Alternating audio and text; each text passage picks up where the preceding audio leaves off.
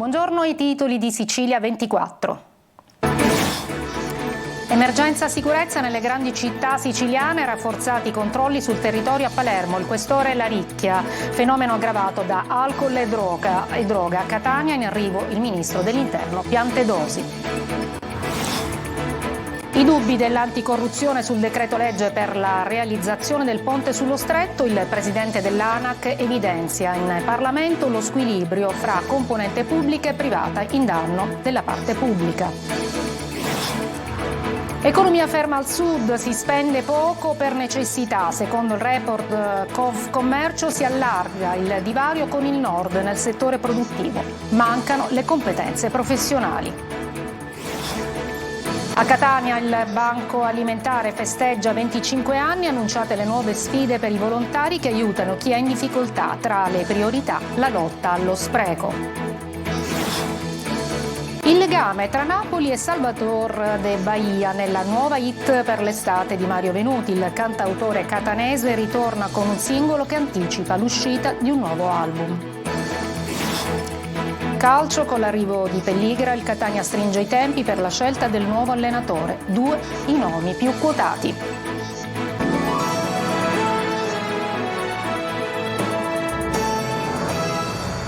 Buongiorno, benvenute e benvenuti a questa edizione del nostro telegiornale. Dunque, lo sentivate dai titoli, a Palermo si intensificano i controlli ed è stretta sulle baby gang dopo gli episodi di violenza. La polizia intensifica appunto le perquisizioni e presenze nelle zone più ad alto rischio. Abbiamo intervistato il questore Leopoldo Laricchia, che interviene anche sull'ultimo pestaggio ai danni proprio di un poliziotto a Borgo Vecchio. Sentiamo Marco Gullà. Violenza ingiustificata, baby gang in azione, movida selvaggia, soprattutto il centro storico di Palermo, se di giorno è meta di turisti, al tramonto invece diventa un quadrilatero insidioso. L'ultimo episodio proprio qualche giorno fa in via Macheda, con l'aggressione da parte di 3 balordi ai danni di un quindicenne che ha riportato contusioni e la perdita di alcuni denti. Ma c'è un problema sicurezza a Palermo? L'allarme sicurezza è l'allarme che è un po' in tutte le grandi città italiane. Questo lo vediamo anche da quelli che sono i report del Sole 24 Ore recentissimo, quindi c'è una situazione da mettere sotto attenzione che impegna di più le forze di polizia per poter ridurre, diciamo, a una gestibilità migliore quelle che sono i fenomeni anche di criminalità cittadini. Baby gang in azione contro i giovanissimi, polizia e squadra mobile ne hanno fermate diverse in questi anni. Individuare una baby gang, comunque un branco, io più che baby gang in questo caso preferisco chiamarlo branco, vuol dire assicurare la giustizia e quindi impedire che commettano altri fatti di violenza. Secondo lei a cosa è legata questa violenza così anche a volte ingiustificata, inaudita? Può essere anche un mix di droghe, alcol, che ovviamente poi incidono tanto anche su questi episodi? Ci sono ragioni psicosociali, psicologiche, sociologiche, sulle quali naturalmente, non essendo la mia materia, non mi intrattengo. Il fenomeno sicuramente è aggravato, quantomeno aggravato, dall'uso smodato di alcolici, soprattutto alcolici somministrati ai minori, e droghe. E sulla responsabilità di alcuni cittadini che non intervengono quando assistono a degli episodi di violenza, il questore parla così. La situazione è piuttosto incresciosa, molto incresciosa, perché chi è presente a un fatto di questo tipo come cittadino e come essere umano è obbligato a prestare aiuto. Intanto continuano serrati i controlli nel quartiere Borgovecchio da parte della polizia dopo l'aggressione da parte di una quarantina di persone a un agente che aveva bloccato un ladro. Nel rione sono state eseguite perquisizioni e verifiche sulle attività commerciali e su locali. Sì, una risposta più che altro mirata a vedere la situazione nel quartiere, ma è una risposta, non è sporadica. Sono almeno 2 anni e mezzo che facciamo i servizi ad alto impatto nei quartieri dove c'è una maggiore presenza di attività criminali. Questa rientra in quei oltre 400 servizi ad alto impatto che abbiamo fatto un po' in tutti i quartieri critici di Palermo. E dunque il tema sicurezza resta di grande attualità anche a Catania, dopo l'annuncio del nuovo sindaco Trantino di voler chiedere il contributo dell'esercito per una maggiore presidio del territorio in attesa dell'arrivo del ministro dell'Interno Piantedosi, che è appunto atteso previsto domani in prefettura per un vertice sull'ordine pubblico. Siamo andati a vedere qual è la situazione del centro cittadino con Eva Spampinato.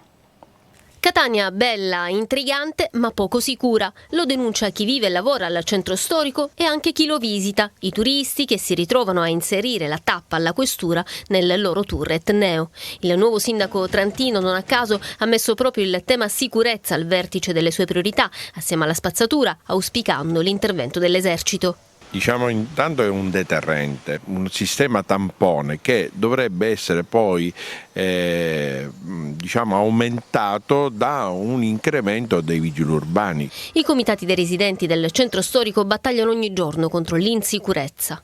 Noi come residenti subiamo continuamente danneggiamenti ogni sera. Si chiama lo street crime, cioè il crimine della strada, che sono i furti, ovviamente i furti di cellulare in cima agli elenchi dei furti, e poi naturalmente tutta questa, come possiamo chiamarla, aggressività diffusa. E poi ci sono i ristoratori che si trasformano in scudieri dei turisti, rincorrendo gli scippatori per le viuzze del centro storico. Quello che sui siti internet viene definito San Berillo Art District e che doveva essere un nuovo polo di ristorantini, street art e creatività rimane uno dei luoghi meno sicuri di Catania. Ma sicuramente ci sono parti delle città che sono state prese in mano da extracomunitari, ma non per l'extracomunitario in sé. Prendi la zona di San Berillo, che è stata liberata dalla prostituzione, che adesso è diventata una terra di nessuno, dove si manifestano tantissime irregolarità. E questo credo che sia una delle cose urgenti da affrontare in città, perché San Berillo ce l'abbiamo alle spalle di un centro storico. Infine ci sono i proprietari di B&B che, oltre a fornire sorrisi, accoglienza e indicazioni, devono spesso aiutare i turisti con le denunce o addirittura soccorrerli. 2 turisti hanno subito uno scip, hanno perso tutti i documenti, quindi li ho accompagnati in questura. Qui siamo in Via Neve, proprio dove qualche tempo fa un turista polacco venne aggredito da un extracomunitario che voleva rubargli il cellulare e invece lo ha ridotto in fin di vita. Un altro episodio, una persona è stata molestata da un marocchino, sono sceso e l'ho allontanato. Come se n'è accorto? Sono accorto perché, affacciandomi dal balcone, ho visto che questa persona lo stava seguendo. E così occorrerebbe fornire una mappa della città rivisitata e corretta, con le bandierine verdi sui luoghi da visitare e le bandierine nere su quelli in cui stare con gli occhi aperti, ma per motivi diversi.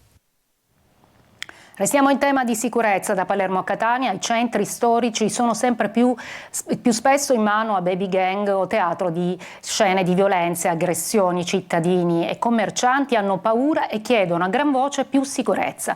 Ne parliamo oggi a Focus, in onda alle 14:30 dopo il TG ospiti di Lorena Dolci, il presidente della FIPE Dario Pistorio e i rappresentanti dei comitati di cittadini delle 2 città, capoluogo Catania e Palermo. Inviate i vostri messaggi al 342 74 55 005, seguiteci anche in streaming sul sito lasiciliaweb.it.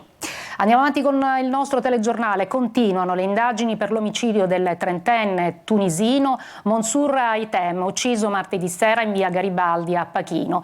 Il delitto potrebbe essere scaturito da una rissa tra 2 gruppi di tunisini.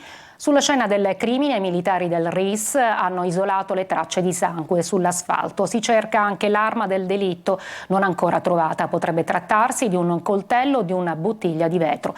L'omicidio ha fatto scattare anche l'allarme di residenti e commercianti che chiedono più controlli nelle ore notturne per le continue risse. Voltiamo pagina. Il decreto legge che fa rinascere la società Stretto di Messina in vista della realizzazione del ponte finisce nel mirino dell'anticorruzione. È stato il presidente dell'ANAC a sollevare le perplessità sull'assetto societario e denunciare lo squilibrio fra componente pubblica e componente privata in danno della parte pubblica. Sentiamo Manlio Viola. Non solo polemiche di carattere politico e attacchi sulla inconsistenza degli stanziamenti in finanziaria. Si abbatte un'altra tegola sul progetto del ponte sullo stretto di Messina. È quella dell'ANAC, l'organismo anticorruzione, che ha inserito nella sua relazione al Parlamento un capitolo dedicato proprio al ponte sullo stretto. Nel decreto legge, secondo la relazione ANAC, ci sarebbe uno squilibrio nel rapporto tra il concedente pubblico e la parte privata a danno del pubblico, sul quale finisce per essere trasferita la maggior parte dei rischi. A dirlo personalmente nella sua relazione al Parlamento è stato questa mattina il presidente dell'ANAC, Giuseppe Busia, presentando la relazione annuale sull'attività dell'anticorruzione. Di fatto, la legge italiana che regola i rapporti di società fra pubblico e privato stabilisce che la parte pubblica deve essere in ogni caso maggioritaria, una condizione che non si realizzerebbe nella nuova struttura della società Stretto di Messina, così come rinata in base al decreto legge approvato la scorsa settimana. Non si tratta di una bocciatura però sul DL che si basa su un progetto elaborato oltre 10 anni fa. L'ANAC ha proposto infatti alcuni interventi che possono risolvere la situazione attraverso precisi emendamenti normativi per rafforzare le garanzie della parte pubblica. Questi emendamenti però non sono stati accolti dal governo in sede di conversione del decreto. La direzione investigativa antimafia ha confiscato beni per 6 milioni di euro su disposizione del Tribunale di Trapani nei confronti di Nicolò Clemente, imprenditore edile ritenuto contiguo al clan mafioso di Castelvetrano guidato da Matteo Messina Denaro. Nel luglio del 2018 Clemente era stato sottoposto a un'ordinanza di custodia cautelare in carcere, in seguito alla quale è stato condannato in via definitiva a 15 anni di reclusione per associazione di tipo mafioso. In Sicilia si spende poco e solo per le necessità. Il quadro di un'economia in crisi emerge dal report di Confcommercio 2023. Si allarga il divario tra nord e sud nel settore produttivo, mentre sul fronte lavoro mancano le competenze anche laddove esiste una richiesta. Sentiamo Roberta Lunghi. Si spende meno e solo per particolari necessità. In Sicilia i consumi non decollano, complice il fattore inflazione che sta colpendo più di quanto abbia fatto il periodo della pandemia. Seppur esistano degli spiragli di luce, il quadro tracciato dall'ufficio studi di Confcommercio nel report del 2023 sulle economie regionali evidenzia i punti bui dell'economia nell'isola con prospettive poco incoraggianti sul fronte consumi. Si prevede una crescita minima dello 0,4%, mentre ricordo che l'anno scorso la crescita era stata di 5 punti percentuali. Resta un altro dato da prendere in considerazione, cioè che da quando è iniziata la pandemia sino ad oggi, quindi il periodo che va dal 2020 al 2023, si è registrato in complessivo un decremento dello 0,3%, come a dire anche oggi, ancora oggi non sono stati completamente smaltiti nel settore del terziario di mercato, soprattutto i danni causati dalla emergenza sanitaria. Si acuisce il divario tra nord e sud per quanto concerne i consumi, ma anche sul fronte produttivo. E così, se è vero che il prodotto interno lordo nel 2023 resta lontano dal meno 8% registrato nel 2020, è altrettanto vero che rispetto al 2022 mostra un rialzo lievissimo, pari allo 0,2%, al di sotto del più 0,5% di tutto il mezzogiorno d'Italia, che cresce 3 volte meno il nord. Facciamo i conti con performance negative rispetto al resto del paese, perché già nella nostra isola facevamo i conti prima della pandemia con una economia parzialmente depressa a causa di criticità ataviche che non sono mai state risolte. Quindi partivamo da una situazione di svantaggio. E se in termini di produttività la Sicilia resta ferma ai box, va male anche sul fronte lavoro, persino laddove le richieste emergono, e qui entra in campo la mancanza di competenze. La mancanza di competenze è dovuta al fatto che non si è riusciti a colmare la distanza tra formazione e le esigenze delle imprese. Quindi occorre dunque un sempre maggiore coinvolgimento da parte delle stesse imprese, degli indirizzi di studio che si occupano dei vari ambiti del settore ricettivo. Ma alla percezione di assenza di prospettive legate al futuro, l'altro lato della medaglia riguarda il proliferare delle aziende dei servizi di mercato rappresentate appunto da Confcommercio, con la speranza che la ripresa vera possa partire da qui. La Guardia di Finanza di Palermo ha sequestrato 30 tonnellate di olio d'oliva provenienti dalla provincia di Andria e destinate a una società del Trapanese. Nel corso dei controlli nel porto di Palermo i finanzieri hanno intercettato un container contenente un'ingente quantità di olio dichiarato come extravergine. L'ispezione della merce attraverso il prelevamento di alcuni campioni ha fatto emergere evidenti difformità qualitative che non consentivano di classificare il prodotto come EVO, cioè olio extravergine d'oliva appunto. I militari hanno denunciato il titolare della ditta. Il Banco Alimentare della Sicilia festeggia 25 anni con una serie di iniziative rivolte a promuovere l'impegno dei volontari per aiutare chi è in difficoltà e per promuovere anche la lotta allo spreco. Questa mattina nell'aula magna del Palazzo Centrale dell'Università di Catania il primo appuntamento per parlare di traguardi e nuove sfide per rendere sostenibili e inclusivi i territori. Emanuela Corsi. Da 25 anni il Banco Alimentare della Sicilia apre le sue porte per dare un aiuto a chi è in difficoltà e per restituire dignità a chi ne ha bisogno. Un impegno che si è rinnovato negli anni con nuovi traguardi ed obiettivi. Ogni giorno vengono aiutati da una rete che in Sicilia è fatta di 740 strutture caritative convenzionate con noi, col Banco Alimentare, che non fa altro che provare a eliminare alcune delle sofferenze che ogni giorno affossano persone che possono esprimere tantissimo. Una macchina della solidarietà che opera sul territorio dove i volontari si trovano quotidianamente di fronte a storie di disagio sociale. Il senso di emarginazione, di abbandono e di esclusione che molte persone vivono e che li mettono nelle condizioni di chiudersi in loro stesse. Questa è al di là di ogni problematica di tipo organizzativo. Tutti noi viviamo tanti problemi organizzativi e un pubblico più vicino ci può aiutare in questo senso, ma soprattutto il grande bisogno e dovere che sentiamo di stare vicino alle persone che si sentono escluse. Tra i principali obiettivi del Banco Alimentare c'è la lotta allo spreco, come stabilisce la legge 166 del 2016 antispreco. Il modello del Banco Alimentare della Sicilia è un esempio in tutta Italia sul recupero del pescato, che è uno degli alimenti più complessi da recuperare, ma che dall'altro lato è fondamentale per la dieta delle persone. Quindi la legge antispreco, che ha inserito agevolazioni fiscali e semplificazioni burocratiche, va nella direzione di incentivare il recupero di quei beni che si sprecano di più, appunto la frutta, la verdura, il pane, ma che sono fondamentali per la dieta delle persone. Un quarto di secolo che il Banco Alimentare festeggia con una serie di appuntamenti che pongono l'accento su attività di aggregazione e comunità, a partire dall'incontro odierno nell'aula magna dell'Università di Catania, dal titolo In rete costruiamo territori sostenibili. 25 anni di Banca Alimentare in Sicilia, l'impegno, i traguardi e le sfide per rendere sostenibili e inclusivi i territori. Breve pausa, torniamo con altri servizi.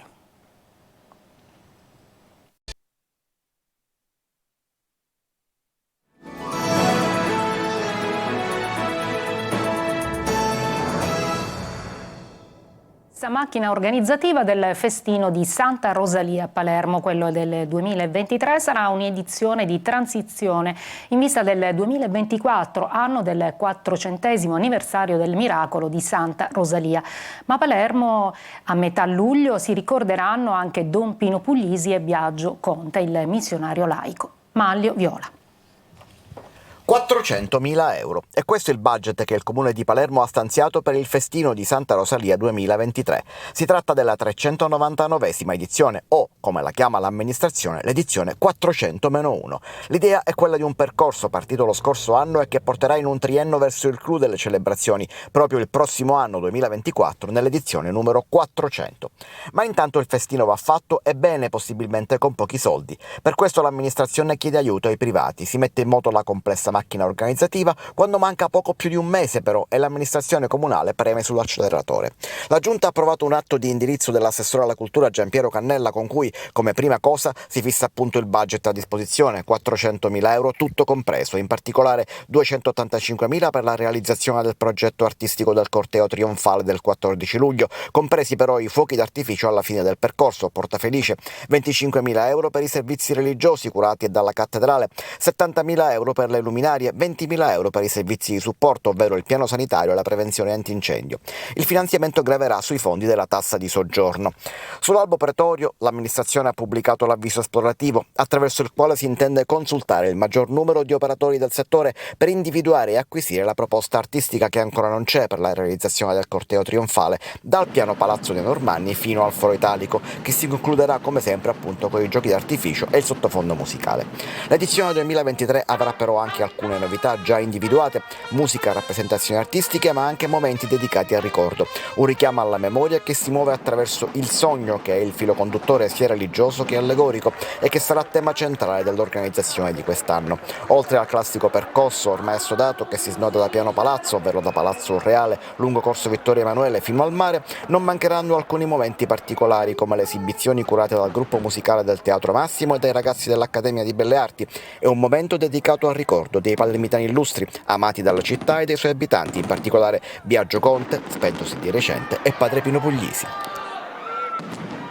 Per gli spettacoli il legame tra Napoli e Salvador de Bahia sullo sfondo di un ritmo coinvolgente. Mario Venuti ritorna con un singolo che anticipa l'uscita di un nuovo album e chiede aiuto ai TikToker per lanciare un balletto legato alla... Ha voluto con sé Luca Ariello, già famoso per la colonna sonora di Gomorra, che rappa in un napoletano stretto, Fabiana Martone, voce dei Nugenea, e il percussionista cantante bahiano Nenei Santos. Strizzi ancora l'occhio al tuo eterno amore Brasile. È vero che lo leghi con Napoli, ma la saudade c'è sempre. Sì, diciamo che questo può sembrare un po' un anello di congiunzione fra il disco precedente Tropitalia e quello che uscirà in autunno, che comunque è molto di più perché c'è un crossover, un'evoluzione, non è soltanto Brasile, ci sono altri ingredienti. Il ritmo porta con sé la voglia di ballare e magari sperimentare movenze ad hoc. Per questo Mario Venuti, pronto a un'estate ricca di live dalle varie sfumature,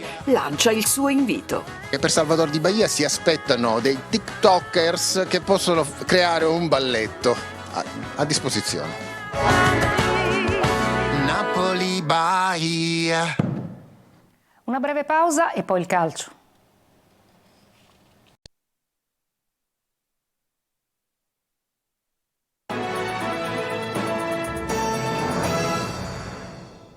Di Pelligra, che resterà in Italia 10 giorni, il Catania farà le scelte per la prossima stagione. Prima il cambio di denominazione, il budget e poi la comunicazione del nuovo allenatore. Marco Carli.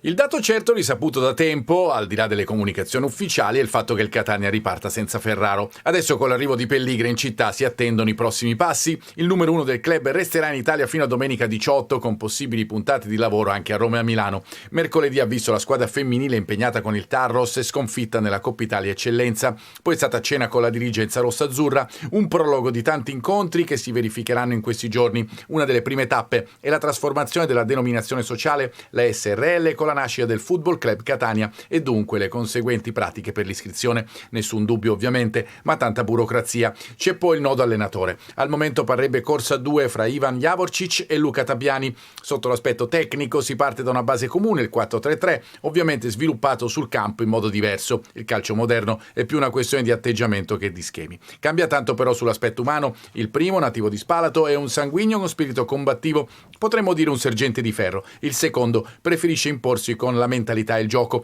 Insomma, per lo spogliatoio, due modi di fare diversi. Anche su questo potrebbe basarsi la scelta, sempre che alla fine non spunti la sorpresa. Se sarà uno fra Javorčić e Tabiani, a breve, al massimo entro la prossima settimana, arriverà la comunicazione. Ma la presenza di Pelligra non servirà solo a dare l'assenso per il nuovo tecnico. C'è il budget da definire ulteriormente, la famigerata cifra attorno ai 10 milioni che servirà per la prima squadra ma anche per giovanili, femminile e innesti in società. A proposito di società, Bresciano entrerà nel CDA con ogni probabilità da luglio. Il Catania inoltre parteciperà al bando per l'esternalizzazione del Massimino e con Pelligra in questi giorni verrà data una sterzata verso la realizzazione del prossimo centro sportivo. C'è poi da definire la sede del ritiro, meta siciliana, che comincerà attorno al 20 luglio prossimo, anche in questo caso scelta a breve.